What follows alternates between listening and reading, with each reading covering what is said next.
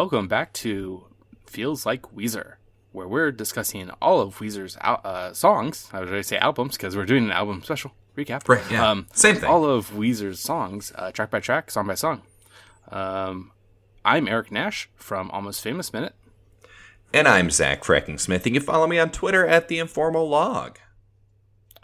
Hey, Zach, ready to talk about some Red Album? Eric. I think you've been itching. I have been up all night for weeks and weeks to come to you and tell you about the Red Album and my rankings. To recap the Red Album, I've just been so darn excited about this.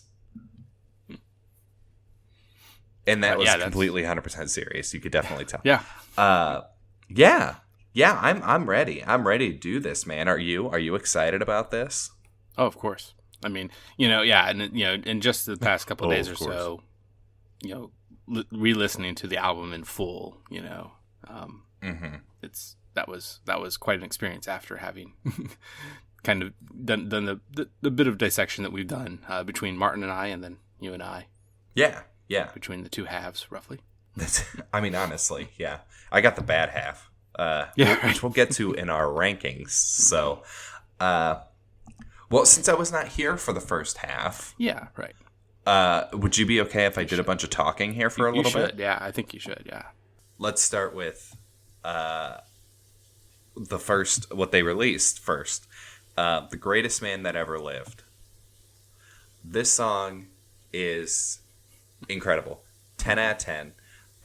It's one of my absolute favorite Weezer songs. I think that just the way that they're able to seamlessly blend all of these types of music, and it feels like Weezer. It feels like, feels like really, what? Yeah, Weezer, damn it. You can really tell each different kind of genre that they were going for, and I mean it starts off with that super cringy rap that I just love, and it just kind of spans the gamut. You've got later on, you've got the the chorus and everything, and I mean that's always fun to sing along to. You get to pick a different, it's kind of like that chamber music, choral chamber. It's just, and then it ends with just a traditional Weezer way, and I love it. I absolutely love it. Just taking something, because it's also the same tune to the dance wherever he may be, I am the Lord of the Dance that he. It's kind of the same thing, because that's just kind of how these churchy folk songs are. But yeah, awesome song. I'm bummed that I didn't get to talk about it before, because it's just it is just such a great tune. 10 out of 10. Do you have a rebuttal? Oh, I see you only gave it a 9, Eric. Well, yeah. Well, no rebuttal as far as probably could be on my for my ranking. Could be number 1, maybe. Yeah, well, we'll find out. You have the spoilers right there, because I ranked it all for my benefit earlier. But on our spreadsheet, our wonderful spreadsheet, and that's only if I stick with the ratings I gave. Right. Which, I mean, as I was going, I would often try to if I rated X, 7.3, then I want to rate this one a little lower than that, because I don't like it as well. Right. So, but I feel like I may have changed my mind in 1 or 2 spots. So, that's acceptable, I guess. Yeah. We'll get to that momentarily. Yeah. Next, we've got Dreamin'. It's okay. I'm not a huge fan. It's very it's a good song. It's well done, well put together. It's got that, light and airy, ethereal feeling kind of in the middle, where it does feel like a dream, and it's just it feels a little bit too all over the place, because then you've got the kind of in the middle there that I just felt like didn't fit in any way with the song. I mean, I don't know. It's not my cup of tea. So I'm gonna give that one a 7 out of 10. Which Martin definitely disagreed with on that. That was a 10 out of 10 from him. And we're kind of on the same wavelength there. So it's okay. I think that song is the turning point for the album, from when it goes to amazing to like not great. So like it's definitely that pivot song for me. You could almost say that it's a troublemaker. Oh yeah. Which is the next song I'm going to talk about. It's what a great way to start the album. It's got a great riff. It's got some really weird lyrics, which I'm just a huge fan of. I think it's Weezer at their goofy, best, where, I mean, you rhyme biatch with key odds. Like, come on. That's good. I mean, it's not good, but it's Weezer. It's definitely Rivers Cuomo songwriting, and it's just a banger to kick off the album. I give that an 8.75. And then next, one of the highlights of the album, Pork and Beans. This was when I first started editing again. No, I started editing again with Troublemaker and then Pork and Beans. And listening to you all talk about the music video for Pork and Beans was killing me. Because, like, I understood pretty much every reference in the music video, because, like, this was my era of internet growing up, But, oh, God, this is such a good song.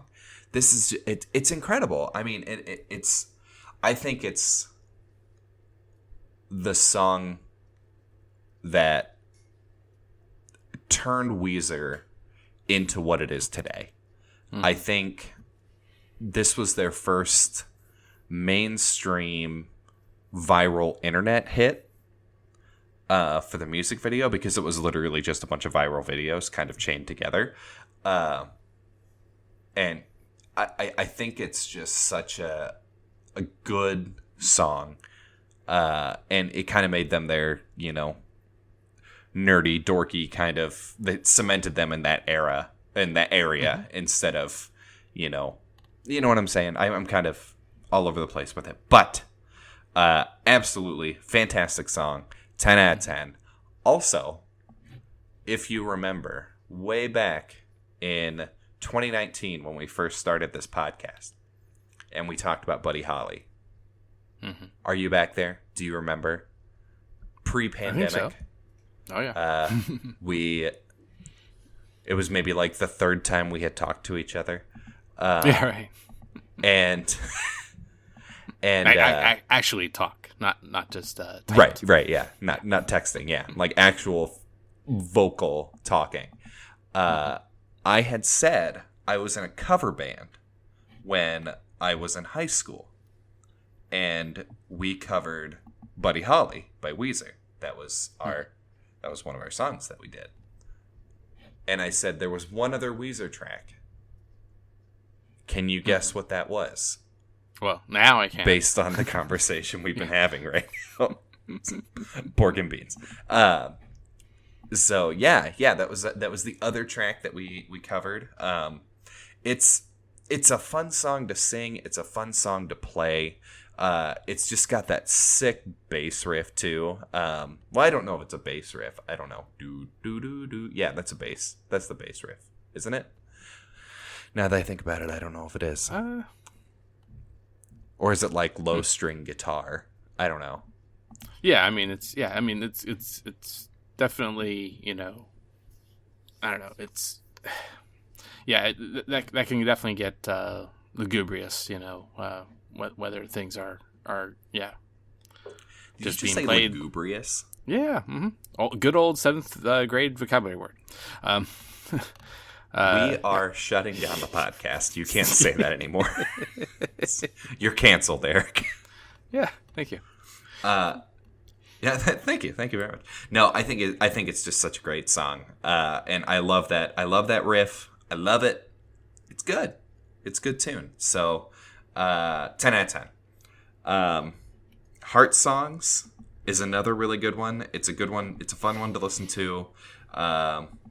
And all the references to there. It's just like every line is a different song. I think there's just a lot of clever wordplay and a lot of clever, writing just in that song.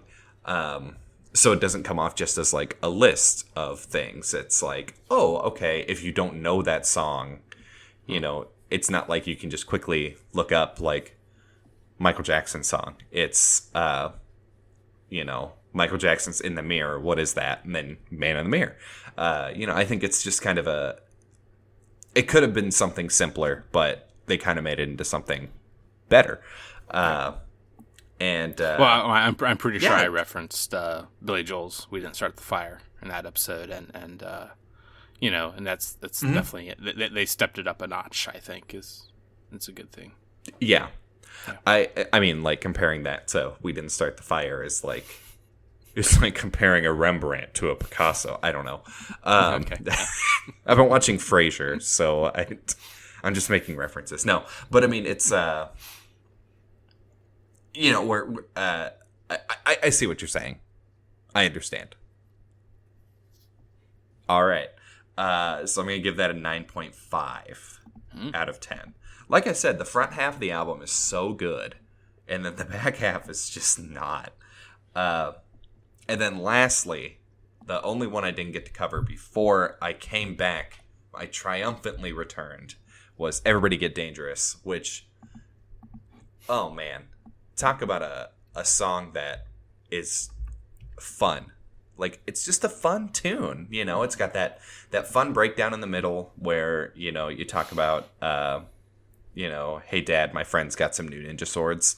Like, first off, how does your dad not know that you got new ninja swords? How are you informing them at this moment? Like, who bought them for you? Do you have a ninja sword dealer? And then 2, no, you cannot play with your new ninja swords. It's not cool if you smash up this play. Hey. I'm going to cut that out because my voice cracked at the worst possible time. It's a fun song. It's nothing like great. It starts off with the fun car crash sound. Great. Fun. Good. 8.75. And that wraps that up. So, the Zach Cap, the Rezac.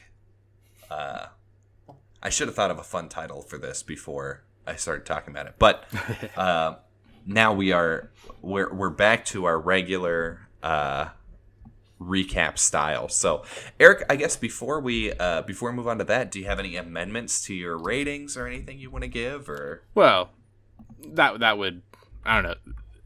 Oh, but spoil that. I don't know. Yeah, I don't know that we kind of did that before. The couple times it's happened where I've said, I'm breaking away from how I rated it and repositioned things. I think I did that a couple times myself, and I feel like you might have done it as well. Yeah. But no, yeah, I think we should. I think we should just kick right into it and leave things where they are. But all right, yeah. Well, let's play the rarity of the of Martin's oeuvre. Oh, yeah. Here on Feels Like Weezer, the ranking song. Rating songs is really cool. Yeah, rating songs is great. But every now and then we need some time to aggregate. Time to do that very thing. Rankings. What a great tune. Good job, Martin. We miss you. We love you. Rip in peace. He's not dead. Oh, yeah. So, all right. I guess, Eric, do you want to start with your number 10? Sure, yeah. I am going to stick with what I rated lowest here. Automatic. All right, there we go. You and me both. Yeah, and yeah. Oh, go ahead. Go ahead with your and just in the re-listening. Oh boy, it's just of the album. The 2 or 3 times I did that in the past few days is This is a tough spot there. Yeah, Pat. I mean, the only thing that saves it is I know it's how much better it's getting for the next song. So, for that last and final song. Right. Yeah. It's Pat, otherwise, I would hope I was in a situation like you were, where you never heard the last 3 or 4 songs. This is the first time I heard it, and it's like, I guess I didn't miss much. Well, and it's weird because like I see on the Weezer subreddit a lot people talk about how much they love Automatic, and I'm like, oh, really? How? I just don't get it. Yeah, it's my number 10 as well. We love you, Pat. Feels like Weezer is very much pro Pat, but. This was this ain't it, man. This ain't it. So, and then is it you or then it gets no, yeah, me? back to okay. stick with the same person when we're turning from the. Oh, for the number 9, yeah. Sorry, it's been so long since I've done this. All right, so my number 9 is Cold Dark World. Oh, wow. It's this song, when I was going through and getting my rankings ready, I'm like, okay, I do not remember how this song sounds. So, which again was where my CD would skip, but, and everyone just heard you let one rip. That's an Eminem lyric. I don't know if you caught that or not. So anyway, I don't know. It's just not. It's not a good tune. Not a great one. Like I said, back half not so good. Eric, what about you? Yeah. So this is where we're gonna divert a little bit here, at least one spot. Dreamin' is my number 9. Really? Yeah. That's how much it went down in my estimation. Wow. Yeah. It sure did, didn't it? Why is that? What are you thinking? Well, a little bit maybe with what you said, that weird middle 8 or whatever, bridge. But also, it's just, I don't know, it's almost too catchy. Because I certainly did come away from the re-listening with that one of all the songs. I don't know if it just so happened I was like in the middle of my last re-listen, and that's where I stopped before, like the third one maybe. And I didn't even bother with the latter half of the album, roughly. But that was the last one, maybe. Maybe that's why it was in my head earlier this evening. Yeah. A good bit. But, yeah, I just don't like that it's that catchy. Yeah. But, yeah. Okay. Well, I can see that. Yeah. All right. So, yeah, my number 8 will be Everybody Get Dangerous. Oh. And I even tied with having those 2 tied, but then I threw Dreamin' under the bus. That's fine. It can stay there. That's all right with me. Yeah, but for the Everybody Get Dangerous, I think it's that. I know we had a little bit of fun with it, but that that booyah. I love the booyah. I love the booyah so much. I forgot about the booyah. I gotta change my rankings. All right. Everybody Get Dangerous gets 10 for the booyah. It's the number 1 greatest Weezer song ever made.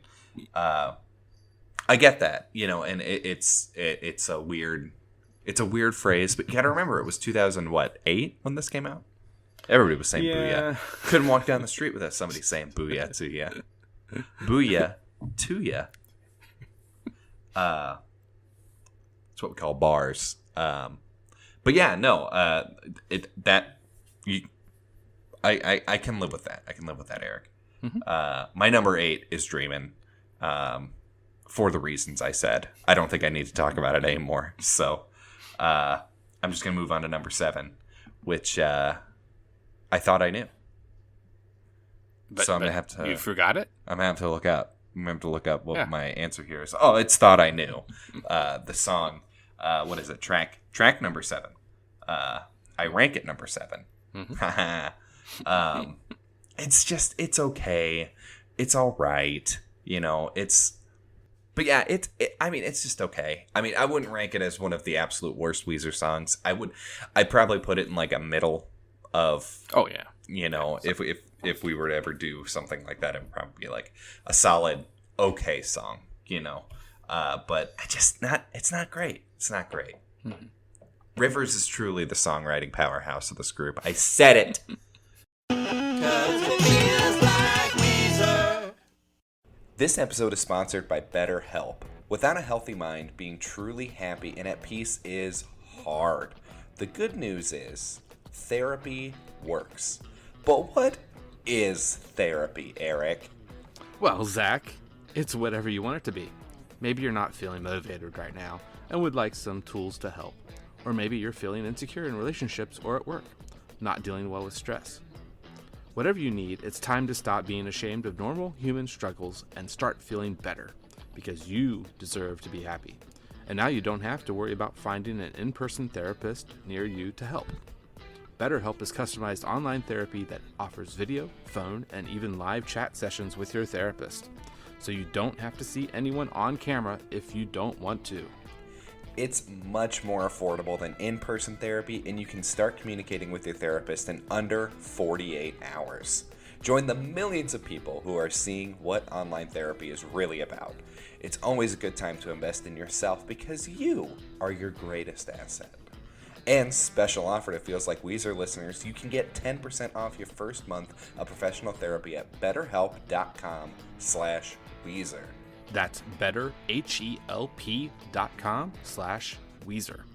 Thanks again to BetterHelp for sponsoring this episode.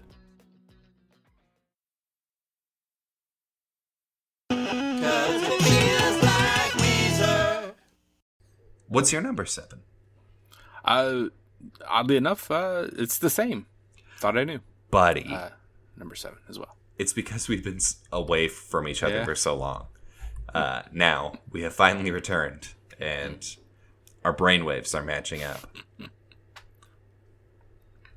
But do you have anything else to add to that? No. Well, I mean, it's just again, it's just this latter half. It's these 3 songs by the other guys what you're just saying. Rivers is the powerhouse, and I mean, hey, they all 3 of them, they definitely have their chops.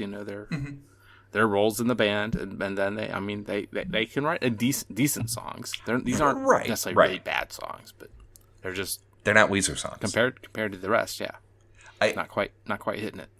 To me, honestly, ultimately, what it comes down to is they're not Weezer songs. Mm-hmm. They're songs from other projects that should not have been put on this album. Yeah. I said it, and I'm gonna live with it. Okay, fight me, Weezer subreddit. Yeah. So then my number 6, people might be able to predict is Cold Dark World, which we've gotten through all 3. Well, for me, I've gotten through all 3. No, wait, yeah, you did. I did too. Yeah, they were my 10, 8, and 7. Mm-hmm. And the crazy thing here is that hey, it's Scott. It's hey, is he the one that you expect? I did not expect him to have of 3 songs written by the 3 other guys. Mm-hmm. He's the one that gets the best one. Wow, cool. Okay. You never expect the bassist, do you? That's what it is? I understand. Coincidentally, our bassist was the best player in the Marmalade Concoction, which was my cover band in high school. So, but my number 6, Everybody Get Dangerous. I think that it's okay. I mean, I've already said my piece about it, so I'm not going to go too far into it. But yep, that's my number 6. Booyah. So take that, Eric. My number 5 is Troublemaker. Which by no means makes this a bad song, it being the middle of my ranking. It's just like it's a good tune. It's fun. It's it's a great way to start the album, like I said, and I don't know. I think it's good. I'm telling you, the front half of Red is the best Weezer EP ever. And then the rest of it could go somewhere else. So, that's my number 5. Yeah, and my number 5 now is Pork and Beans. I was gonna lose my mind if it was the same one. I saw your cursor on our spreadsheet hovering over it. I'm like, nah, this ain't gonna happen. No, I'm trying to fool you. Foo, yeah. All right, yeah. So why? I mean, again, it's not that low. I mean, it's you gave it an 8. It looks like so. It's not like it's a bad song. And if I haven't watched it really since then, but I definitely want to go back and watch the video more, and that would, in a sense, if I were counting videos, but I'm really not. I would probably rank it higher. So because the video, it really is that really cool and awesome. Did The Greatest Man That Ever Live get a music video? Yes. Well, I didn't. There was one that we discussed a little bit, and yeah, if you haven't seen it, it's something. Oh boy. So our Patreon goal will be to get. No, I'm kidding. But okay, all right. It's almost like a official, unofficial, official music video. Yeah. Okay. Interesting. It's the music video that wasn't supposed to be, or something. Yeah. Number 4 then is what your 5 was, Troublemaker. So it doesn't take long to show back up here. There we go. And like you said before, I mean, it's just a great way to kick off the album and has a good thump to it. That's for sure. I think that's a good phrase, a good thump to it. It's got quite the thump. A not so icky thump. That is a White Stripes reference. My number 4, The Angel and the One. We covered that a lot last episode. I think it's good. It's a good song. I think part of it is that it's a great song because it comes off the heels of 3 not so great songs. 4 not so great songs in my opinion, but it's okay. It's a good tune. It's got that Only in Dreams feel. I like it. I like it. My number 3 is Heart Songs. Oh yeah. Yeah, which I've gone over. I was trying to think what my favorite lyric there was. Probably it takes 2 to make a thing go right. If the Fresh Prince starts a fight, I think that one's my favorite little bit. I forgot to mention at all the that kind of breakdown towards the end where they talk about when they started their band. I don't know. It makes me feel oddly emotional every time I listen to it. Like it kind of makes me want to cry whenever I hear it, in a good way. It's just a really good song. Really good song. So number 3, Heart Songs. So my number 3 is also Heart Songs. Oh, Eric, yay. I'm dying. Line it back up again for 7 and 3. 10, 7, and 3. Thank you. Yeah, and just to add to that, you mentioned your favorite lyric. I'm going to go with the one that was actually kind of the mistake one. Debbie Gibson, tell me that you think we're all alone. Because that was really Tiffany. Oh, really? Yeah. Yeah, and he left it in. But apparently at concerts, he will, I guess, correct himself sometimes. Nice. Interesting. Yeah. That's good catch, Eric. Yeah. I'm glad we've got you on the case. I'm pretty sure I read it on the boys at Weezerpedia. Yeah. Thank you, Dylan. All right, here we go. Number 2. This is and that's my number 2, right? Yes. Yeah. My number 2 is Angel and the One. Okay. All right, I get that. Yeah. Because I know you like Only in Dreams so much. So what is the where does this rank compared to Only in Dreams? I gotta know. I mean, I rated it at the 8.9. So definitely not the 10 that I gave. Oh, Only in okay. Dreams. All right. You know, all right. But Fair, yeah, fair. I mean, and there's at least this one last song that we're gonna talk about in just a little bit more, just a second. But that definitely is higher. But I mean, there's plenty of other songs that are higher too. You know, at least as of the way I rated them. But that could all change here, maybe in a few months. People might hear a few months. Who knows? We'll find out. My number 2, Pork and Beans. Pork and Beans just always has a really special place in my heart. That's cool. You know, it was one of those kind of, especially for me, a watershed moment where I enjoyed Weezer a lot. Just playing it, you know, in the band, and you know, just the song just slaps, dude. It just slaps like you would slap pork and beans onto a faux English breakfast. Don't you think that, mate?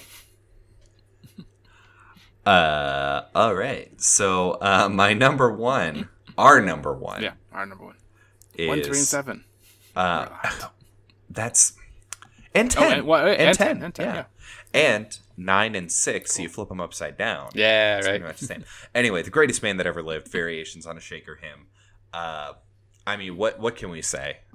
What can I say? It's just such a great song, and it shows the depth and breadth of Weezer, of Rivers' songwriting. And I didn't even mention, again, the spoken word breakdown in the middle, which, again, super cringy, but I love it.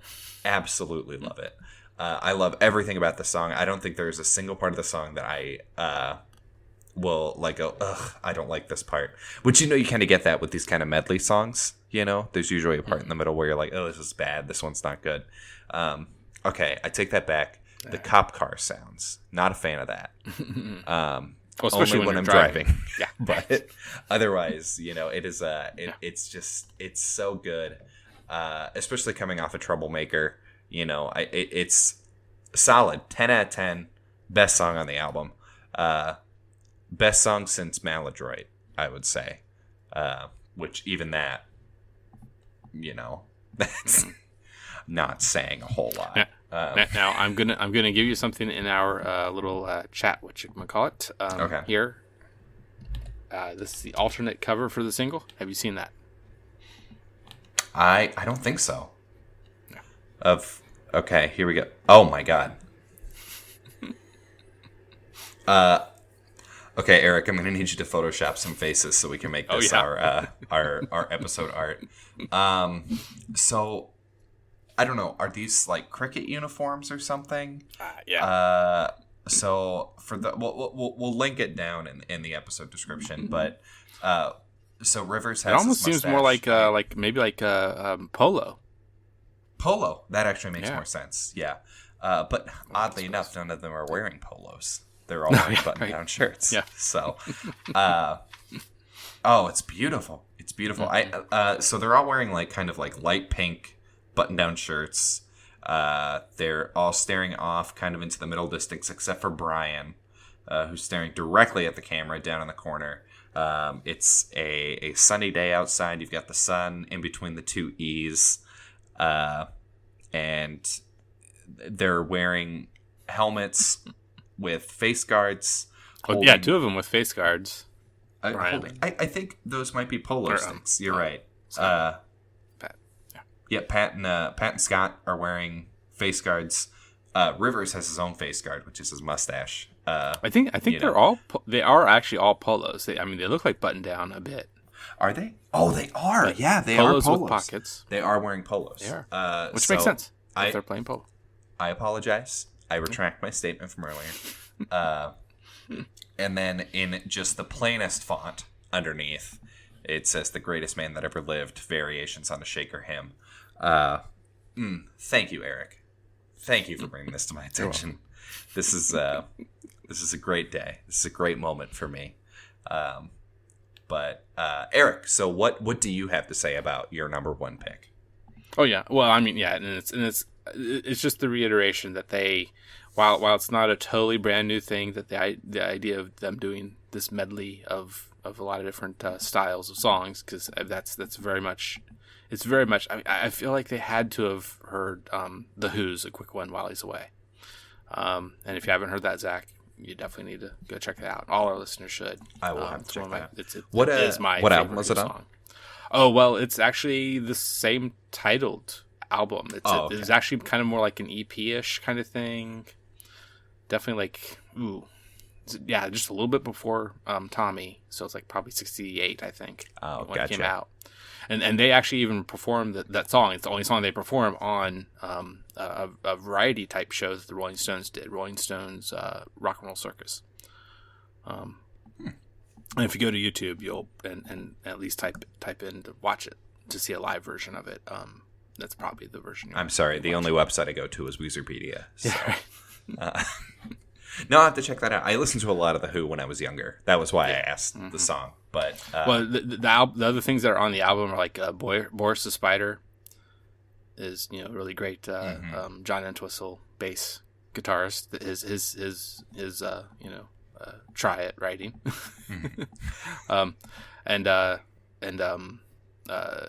pretty sure they do the Batman cover on it.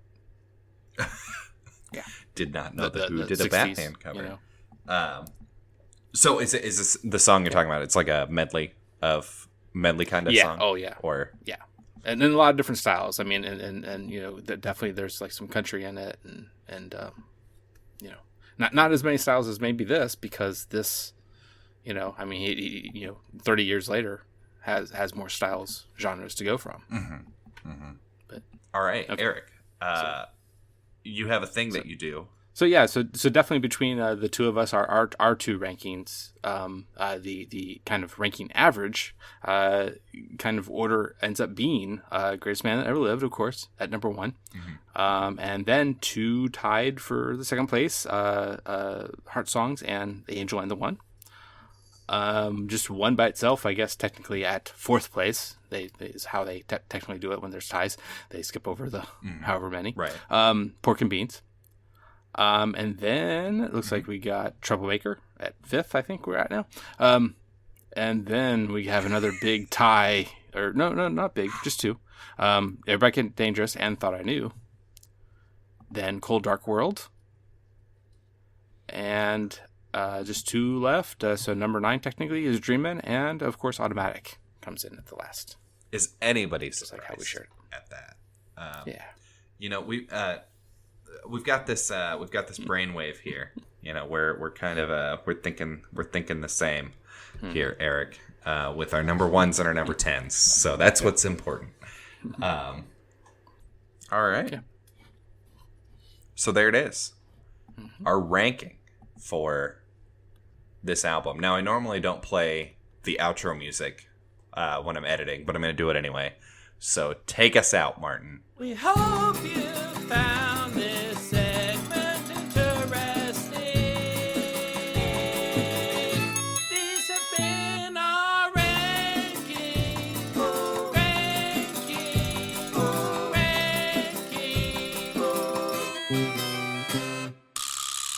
All right. So thanks, everybody, for listening and for dealing with us during this kind of wonky time. It's good to be back in the saddle. I've enjoyed podcasting again. We will start having guests again. It's just I wanted to get back in the groove of things, Eric. He's been hounding me this whole time. Every 2 days he texts me, when are we having guests again? I'll be like, look, man, let's just pump the brakes. No, I'm kidding. But I'm really excited to be back. I'm really excited, especially to talk about Raditude. But we've got some stuff in between that we need to cover first. So I guess that's I want to thank our guests for this season. James Anderson, Asterios Kokkinos, Johann Joseph, Alice Lauren, returning guest, Nick Trzynka, another returning guest, and then Alex Robinson, who, again, super bummed I didn't get to talk to Comic Book Alex. It was a little devastating when I found out that I wouldn't be able to attend that recording session. But no, we had some great guests this season. Really excited for what the future brings to Feels Like Weezer. This is the last full album before our 100th episode. Hard to believe that we haven't made it there yet, so let's not count our chickens here. But I want to thank you, Eric, for thank you, Zach, being the tent pole upon which we raise our tent. I wasn't going to say pitch our tent. No, yeah. Of Feels Like Weezer. Thank you all. Eric, please tell us the things you do. Oh yeah, thank you so much, Zach. Again, to you. That's you were the man with the plan. You had the original idea, and I really appreciate having me on board. And quit it, you. Yeah. All right, let's continue. Like I said, the sound of me patting myself on the back. Yeah. Almost Famous Minute, where this show and Almost Famous Minute are both on the Pantheon Podcast Network. You can find a bunch of other great shows there at pantheonpodcast.com. But also Watchmen Minute. Go back way back in the day, my first podcast where I was a host and editor, producer, what have you. All those good things. Oh, yeah. Yep. In the good old Movies by Minutes style. Boy, that's gotten, I'm not going to say out of control, but out of control lately. There's so many of them out there. But lots of great podcasts to listen to, lots of good people. And chances are you'll hear me or Eric talking on them at some point because we like to guest on them. But and I'm Zach Freckingsmith. You can follow me on Twitter at The Informal Log. Check out my blog, FreckingsmithBooks.com. And then, of course, it wouldn't be an episode of Feels Like Weezer without us telling you, please check us out on Twitter at Feels Like Weezer. You can find us on Facebook, Feels Like Weezer. You can also join the Feels Like Weezer Listener Society on Facebook. We talk there on occasion. You can send me an email, feelslikeweezer@gmail.com. I would be happy to talk with you all about about our ratings for Automatic and how much you disagree with me on that. And then, of course, if you really like the show, if you'd like to support us, you can always check out our TeePublic. I think we have a couple of shirts on there still. I don't know if all of them got taken down. You can also support us through Ko-fi, which the link is down in the thingamadoog, the show notes. And then you can also leave us a review. That one's free. You don't have to do anything. Leave us a review, leave us a rating on iTunes or Spotify or wherever you get your podcasts. So, Eric. Yes, sir. Are we having our bad ending? Yeah, I honestly don't know where to go from here. So, and now we're out of here. Catch you on the flippity flip.